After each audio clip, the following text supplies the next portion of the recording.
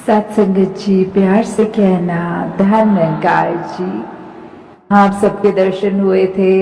उसके बाद गर्भ से हो रहे हैं। तो ये जो आप सबका सत्संग के प्रति, निरंकार के प्रति, सेवा के प्रति, सुमिरन के प्रति ये जो अपना एक मन है, जो निरंकार में टिकाने वाली बात होती है, जो अपना असली रूप है हर एक का, उसकी पहचान करने तक की यात्रा ही नहीं है। सिर्फ एक बार जब ये रूबरू होकर इस प्रभु परमात्मा का ज्ञान, ब्रह्म ज्ञान द्वारा आज हमें जब मिल जाता है, तो उसके बाद जीवन को कैसे जीना है, वो सब बातें जो इस सत्संग रूप से हमें शिक्षा मिलती है, उसको किस तरह अपने जीवन में अपनाना है। तो वही भाव आप सबका आज दिख रहा है कि चाहे आज कुछ भी करा जा सकता था दिन में, पर आप सबने ये वो डिसीजन लेकर कि आज सत्संग ही किया जाए। तो उस तरह ये जो नहीं भी आ पाए और उनका भी ध्यान था सत्संग में आने का, या आप सब जो आए भी, तो कैसे ये समय की बात है कि अपना यूज जो किया उसको इस प्रभु परमात्मा निरंकार के एहसास में बिताने वाली बात आ जाती है कि कैसे हमारा एक एक पल ये प्रभु परमात्मा निरंकार ने जो हमको बख्शा है,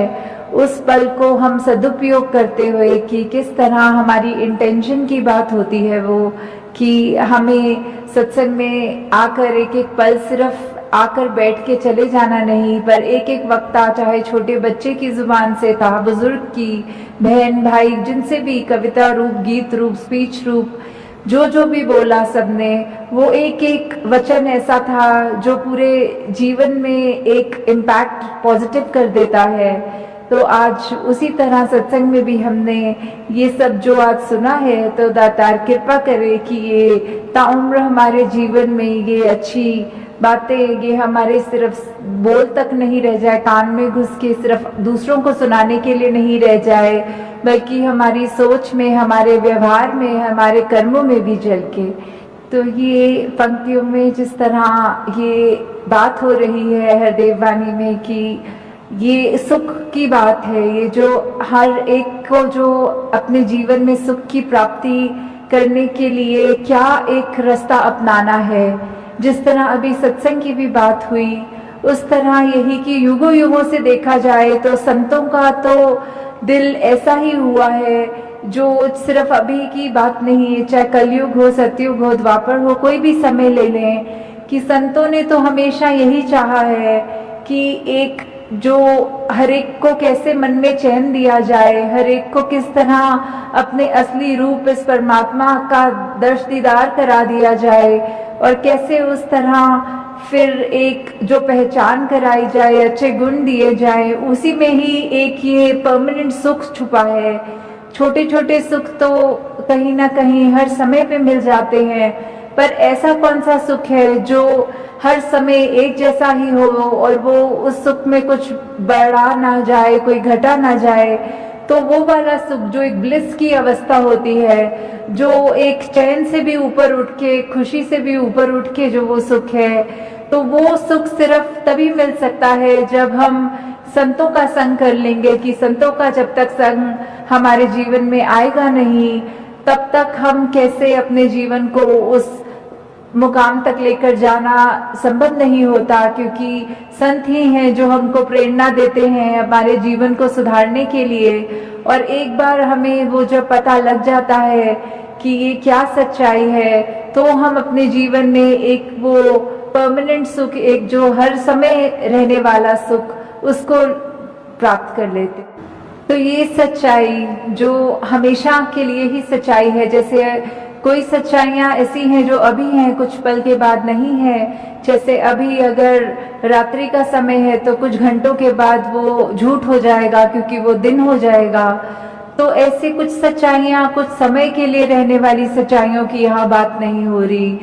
वो बात ही कि कैसे एक निरंकार प्रभु परमात्मा, यही सच्चाई ये तब भी थी जब ये ब्रह्मांड बना नहीं था, ये धरती बनी नहीं थी, और ये तब भी रहेगा जब सब कुछ खत्म हो जाएगा। हर कुछ जो माया का रूप है, उस रूप से हटकर जो भी है वो सब निरंकार है, वही एक ही सच्चाई है, कायम दायम रहने वाली सच्चाई। तो उस सच्चाई से जितने ज्यादा हम जुड़ेंगे, हमारे अपने मन के भाव उन गुणों को अपनाएंगे कि कैसे ये हम इस निरंकार जैसा बनता और जाते रहे। जैसे विशालता का जिक्र आता है और भी जो भी हमारे को गुण समझ में आते हैं कि हर एक गुण इस निरंकार में स्वयं है, और वैसे ही हम उतना ही हमारा भी मन सच्चा होता जाएगा जितना हम खुद सिमरन रूप में, संगत रूप में, सेवा रूप में इस निरंकार से जुड़ते चले जाएंगे। तो वो नेचुरली वही बात कि हमारे मन में भी वही सच्चाई अपनी पकड़ और बनाएगी, और हमारा मन भी फिर कुछ और गलत चीजें सोचने के बजाय सिर्फ ये सच्चाई से ही जुड़ता चला जाएगा। तो ये वाली जो हमारा जीवन काल मिला है, इसमें हमको जहाँ कर्म करने की पूरी आजादी है, वहाँ ये जो नेकी की बात हो रही है, जो नेकी की शिक्षा दी जा रही है कि हमने अगर ये अब सच्चाई को जान भी लिया तो उसके बाद भी हमारा जीवन कैसे होना चाहिए। हमारे मन के भावों से ही ये बात शुरू होती है कि हम अगर अपने मन में ये सिखलाइयों को, जो एक ह्यूमन वैल्यूज होती हैं, ये एक दूसरे की हित रखना, एक दूसरे को खुशी देना, हर एक के जीवन में एक आराम देने वाली बात, जो भलाई की भावना लेके मन में अगर हम कोई भी कार्य करते हैं, वो इरादा, वो इंटेंशन, वो ही बहुत मायने रखता है। कि कर्म से पहले तो वो हमारी इंटेंशन की बात है कि कर्म तो फिर भी बाद में करेंगे, पहले तो उसको सोचना ही, वहीं से ये यात्रा शुरू है। तो ये नेकी करने की बात कि जितना हम जीवन में निरंकार से जुड़े रहेंगे उतने ही हमारे कर्म कुछ भी गलत हमसे नहीं करवाएंगे। हम खुद वो चेतन अवस्था में रह कर कि निरंकार हर समय है, प्रभु परमात्मा हर समय हमें देख रहा है, तो कुछ जानबूझकर तो गलती नहीं कर पाएंगे। और वही बात कि मन में सिर्फ अच्छाई जब रहेगी तो ये नेकी का रास्ता लेके हम ना कि सिर्फ अपना ही जीवन संवारेंगे, पर औरों के लिए भी, उनके जीवन में भी हम और उनको भी खुशी दे सकेंगे। और यही नेकी है जो हमारे साथ सदैव हमारे जीवन काल में, जहाँ हमारे को एक अच्छा जीवन जीने की कला बख्शेगी, और वही बाद में भी जहाँ वो परमात्मा की दरगाह वाली बात है कि उस समय भी जब मृत्यु हो जाएगी तो भी हमारा ये जो जीवन में हमने कर्म किए हैं, वो चाहे हमारी एक बात तो वो भी हो जाती है कि कर्म को जहाँ बोला है कि बुरे कर्म तो एक अलग तरह की बेड़ी है और ये अच्छे कर्म चाहे सोने की बेड़ी है। तो जहाँ वो बात भी है कि कर्म हम अगर सोचें कि हम खुद कर रहे हैं तो उसको अगर अच्छा करें या बुरा करें तो वो एक बैगेज साथ लेके चलने वाली बात हो जाती है। पर जब हमने पहले ही प्रण में जहाँ ये तन मन धन को सरेंडर वाली बात, ये समर्पित कर दिया इस परमात्मा के आगे कि सब जो बख्शा है उसी का है, तो ये ख्याल भी और ये कर्म भी जो भी हमारी तो कोई औकात नहीं कि करें। तो जब उस भाव से हम रहेंगे और हमारे अच्छे कर्म हमसे होते जाएंगे तो फिर वही बात है, वही कर्म है जो आगे हमारे मृत्यु के समय भी हमारे साथ जो आगे जाएंगे। तो ये सरबत के भले वाली बात कि हर एक में कोई फर्क ना करते हुए कि ये भलाई की भाव जब मन में है, ये मन में जो रोशनी जग गई है, तो फिर उस रोशनी ने कोई पार्शियलिटी नहीं करनी, कोई ऐसा नहीं सोचना कि सिर्फ इस व्यक्ति के लिए ही रोशनी है, इस व्यक्ति के लिए अंधेरा है। तो वो जब रोशनी जगी है तो वो हर एक बराबर है, आगे हर एक को ही उतना ही दिखना है। तो हमने भी अपने नजर में कोई फर्क नहीं करना। वो भाई कन्हैया वाली सेवा भक्ति की बात कि जहाँ युद्ध के मैदान में जब उनसे भी पूछा गया कि आपने ये सेवा रूप में पानी पिलाना है, तो उन्होंने कोई फर्क नहीं किया कि ये हमारी सेना है और ये दुश्मन की सेना है। उनको भी वही भाव लगा कि सभी अपने हैं। ये जो अपनापन, ये जो सभी अपने वाली भाव है, वो उस भाव से जो सेवा की गई उनकी भी,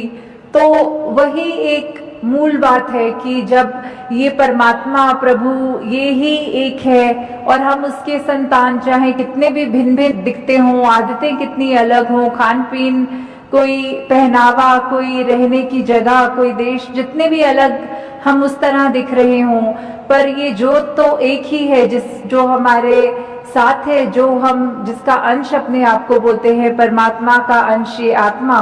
सब में वो ही एक बराबर आत्मा है। तो कोई उस तरह का फर्क ना जब करें और अपने आप पे ये सुधार हमेशा जारी रखें कि हम बस अपना एक जो सही मार्ग है उस पर ही चलते रहें, ठीक बातें करें, सही अपना उच्चारण रखें, तो वही बात हमारे जीवन में खुशबू भी जहाँ डालेगा वही हमको और निम्रता की ओर भी लेकर जाएगा। हमको अपने कर्मों के ऊपर वो अभिमान भी नहीं होगा और हमेशा वो सेवा भावना जहाँ सभी अपने हैं उस नजरिए की तौफीक भी हमको हमारे साथ रहेगी। तो दासी सभी से यही एक कामना करते हुए कि निरंकार का जो पहचान हमें मिली है, हमको अपने कर्मों में ये एक एहसास हमेशा रखना है और साथ ही जहां अपने आप को तो ठीक मार्ग पे सेल्फ करेक्शन मोड पे रख के